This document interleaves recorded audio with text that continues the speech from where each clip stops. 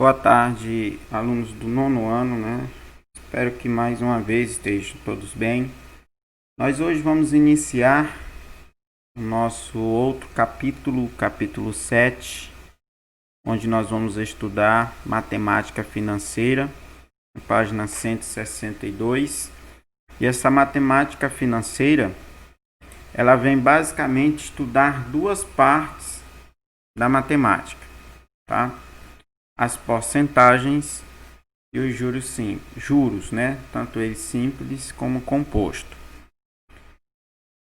Normalmente utiliza-se esses dois termos para definir matemática financeira. É lógico que quando nós estudamos matemática financeira, há outros elementos que podem ser incluídos, mas para agora nós vamos estudar apenas esses dois itens, tá bom? Juros e porcentagem. Porcentagem a gente já vem estudando no decorrer dos anos, né? Quase todo ano a gente vê porcentagem. Mas aqui nessa parte da matemática, né? Nessa parte na série que vocês estão, é onde nós vamos aprofundar mais esses conhecimentos, até porque nós vamos precisar utilizar eles em áreas que nós ainda não tínhamos o costume, né, de trabalharmos, que é nessa parte financeira. Então vamos lá, matemática financeira, capítulo 7, para começar. Matematicamente, as operações que envolvem questões monetárias, porcentagem, capitais, lucros, dividendos, são efetuadas em um capital especial denominado matemática financeira, ou melhor, um capítulo especial denominado matemática financeira. Todo e qualquer cálculo que envolva negócios financeiros é aplicado em operações através de quantidades monetárias, né? Isso aqui retrata monetários, você vê essa palavra aqui, está se falando em dinheiro, tá? Essas quantidades envolvem lucros, empréstimos, aplicações, investimentos, pagamentos, ordens de serviços bancários e etc. Agora nós temos aqui, normalmente eu não leio esses conceitos que vêm aqui nessas partes, né? Depois dessa partezinha teórica, desse cabeçalho que há em qualquer capítulo, mas essa aqui é importante porque ela já vem com algumas fórmulas que nós precisamos trabalhar, precisamos conhecer para trabalhar essa matemática financeira. Diz o seguinte, ó, conceitos financeiros. Primeiro é o capital. Representa o valor do dinheiro no momento atual. Esse valor pode ser de um investimento, dívida ou empréstimo, tá? Então, capital é o valor em dinheiro, seja ele se um valor que foi emprestado, um valor que foi investido, um valor que foi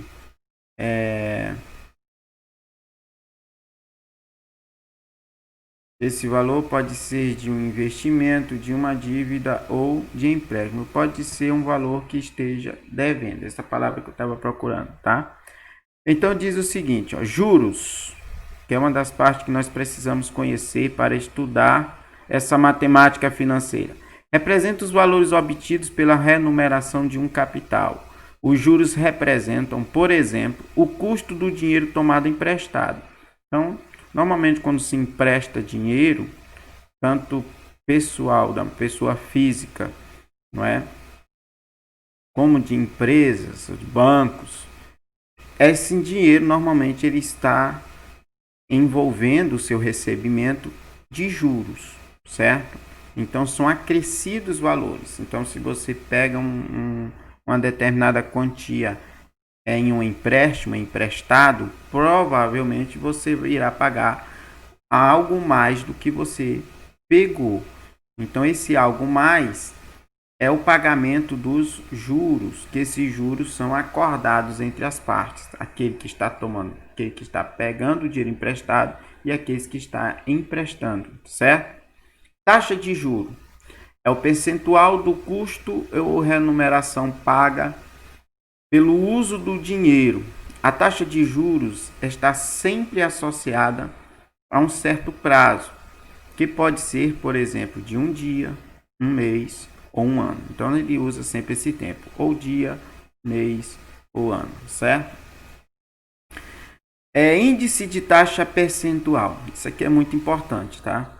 Aplicação estimada a ser acrescida ou descontada do capital em uma negociação financeira. Essas aplicações estimadas, né, ou esse índice de taxa percentual, é o que vai determinar quanto será os juros, certo? E que vai determinar junto com o tempo. Então, é um valor, é uma informação que vai indicar o quanto você vai pagar de juros de acordo com o tempo e, lógico, um capital que foi pego por empréstimo ou que foi emprestado. Desconto é o valor retirado do valor do capital dependendo da taxa percentual aplicada, certo? Então há também o outro lado, né? Um lado em que há um desconto. Acréscimo é o valor acrescido ao valor do capital, dependendo da taxa percentual aplicada. Então, isso aqui é o quanto você vai pagar mais. Prazo é o período durante o qual o capital permanece aplicado, certo? Então, isso aqui também é acordado entre as partes. Eu estou usando só essa linguagem de empréstimo, porque eu imagino que seja mais fácil para nós entendermos por enquanto. Mas depois a gente vai ver aplicações e tal, os outros índices que compõem essa questão de juros, capital, juro e tudo. Mas a situação de de pegar um dinheiro emprestado, certo? Eu estou trabalhando, estou lendo todas essas informações dentro dessa ideia de alguém que precisou pegar um dinheiro emprestado. Então, esse caso, gente, ó, o prazo é um período que vai ser acordado entre as partes de quando esse dinheiro vai ser pago. Porque normalmente quem empresta ou quem empresta ou quem vai atrás, quem vai pegar o dinheiro emprestado, eles acordam um período, só você tem tal tempo para me pagar, seja ele de uma vez, que ainda tem isso, né? Nós vamos ver também, ou se é de forma parcelada. Então tem tudo isso aqui, tudo isso depende da situação para envolvermos os cálculos aqui na matemática financeira. E existe dois tipos de juros, juros simples, né? E o juro composto, que não apareceu aqui, mas a gente vai estudar também. Juros simples. Os juros simples são calculados levando em consideração um determinado período por meio da forma da fórmula, né? Essa é a fórmula que nós iremos trabalhar para calcular os juros, certo? Juro é calculado através disso aqui, ó. Juro é igual a C, esse C significa capital, vezes o I, esse I é o índice, é a taxa de juros, é isso aqui, ó. Essa informação aqui, ou melhor, essa informação aqui, ó. O índice percentual da taxa, né? Ou de taxa percentual, certo? Que vai determinar quanto será de juros. Normalmente essa informação é dada em porcentagem, tá bom? E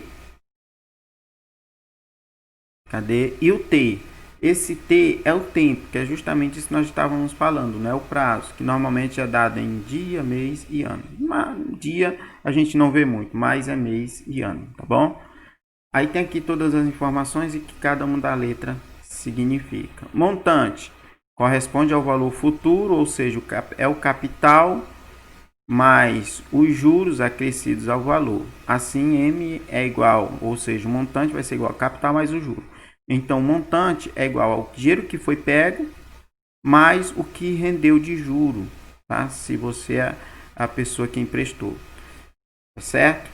Logo, o montante dessa aplicação será M igual à formulazinha que nós chamamos de CIT, tá? CIT, que é capital vezes o índice vezes o tempo. Então, o montante é igual a isso tudo aqui, a capital vezes 1 mais o índice vezes o tempo. Certo? Vamos lá para a prática, que eu já vou mostrar algumas situações, como é que a gente vai resolver utilizando essa fórmula, não é? Ou essas fórmulas que nós acabamos de ver aqui, tá bom? Vou colocar aqui para vocês verem melhor. Tem uns espaços bons, vou aproveitar esses espaços. Diz o seguinte, ó. Essa primeira questão do passo a passo da página 163.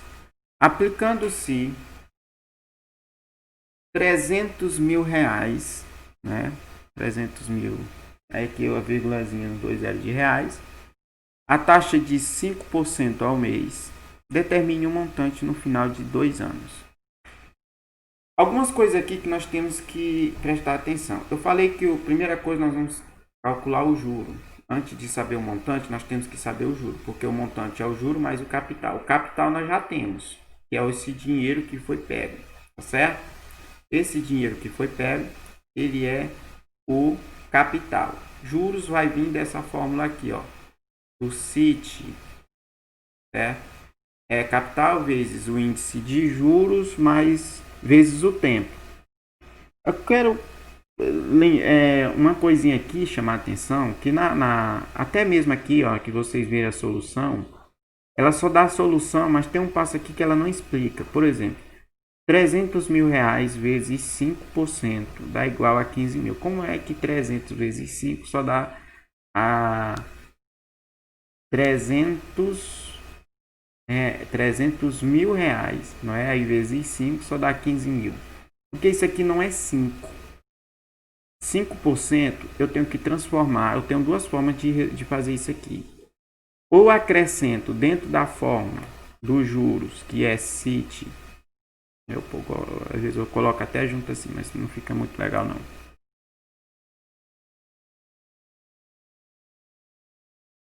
Aqui, ó. CIT, certo?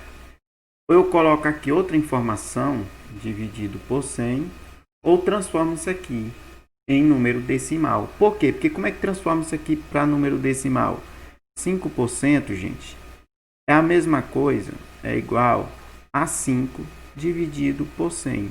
É isso que é 5%, tá? Então, 5 dividido por 100, certo? Então, teria que dividir o de cima pelo de baixo, tá? Em miúdos, não é?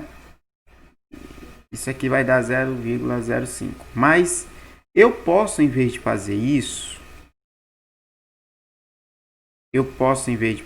colocar o 100 aqui na forma, acrescentar esse 100, porque seria como se eu estivesse dividindo essa parte por 100. Ah, mas não tem esses outros números, também não vai ser dividido por 100, mas não importa. Isso não vai mudar o meu resultado final, tá bom? Eu posso fazer isso. Por que eu estou fazendo isso? É melhor, é mais fácil. É porque na hora de dividir, provavelmente eu vou ter zeros aqui em cima e é só eliminar. Então, fórmula do juro, eu coloco assim, é CIT sobre 100. Capital vezes o índice vezes o tempo dividido para 100. Outra coisa que nós temos que observar é como é que está a taxa de juros. A taxa de juros, em relação ao tempo, ela está falando em mês. Tá? Deixa eu ver aqui. Está falando em mês, então são 5% ao mês. E o período de tempo aqui foi 2 anos. Então, às vezes, lá na hora do tempo, a gente coloca 2. Aí vai errar. Por que vai errar? Porque 2 anos, como a taxa de juros está por mês, eu não posso colocar aqui 2. Eu posso colocar o que vale em meses aqui. Ora, se um ano são 12 meses, como todo mundo sabe, 2 anos são 24, tá bom? Mas eu vou tirar todas as informações aqui, que é a primeira coisa que você deve saber. A primeira coisa que nós devemos fazer é retirar da questão todas as informações. Então, vamos lá. Primeiro, capital. Capital é quanto? Capital foi o dinheiro que foi pego emprestado. No caso, é 300 mil, certo? Depois, o I, que é o índice de juros. O índice foi quanto? Foi 5%. Aí, lembrando que eu posso transformar, vai ficar 0,05, ou posso, na fórmula, colocar o 100 aqui embaixo. Não tem problema, tá bom? E, por último, o tempo. O tempo foi 2 anos. Só que, como a taxa de juros está ao mês, deixa eu só consertar aqui. Como a taxa de juros está ao mês, o tempo aqui tem que estar de acordo com a taxa de juros. Se é ao mês, eu não posso colocar 2. Eu vou colocar a quantidade de meses que foi o tempo que ele ficou. Foi 2 anos. E 2 anos é igual a 24 meses, certo? Então tá aqui, depois de feito isso, é só responder. E eu vou trazer aqui para baixo para vocês verem como é que fica, tá bom? Aqui, vou aproveitar esse espaço, né, aqui mesmo nessa parte de anotações, para a gente calcular. Lembrando que a fórmula é essa, juros é igual a C vezes o I vezes o T, dividido por 100, já expliquei por que é dividido por 100, né? Porque isso aqui está sempre em porcentagem. Aí eu vou pegar as informações. Quais são as informações? Do capital, primeiro, capital é quanto? É 300 mil. 300 mil.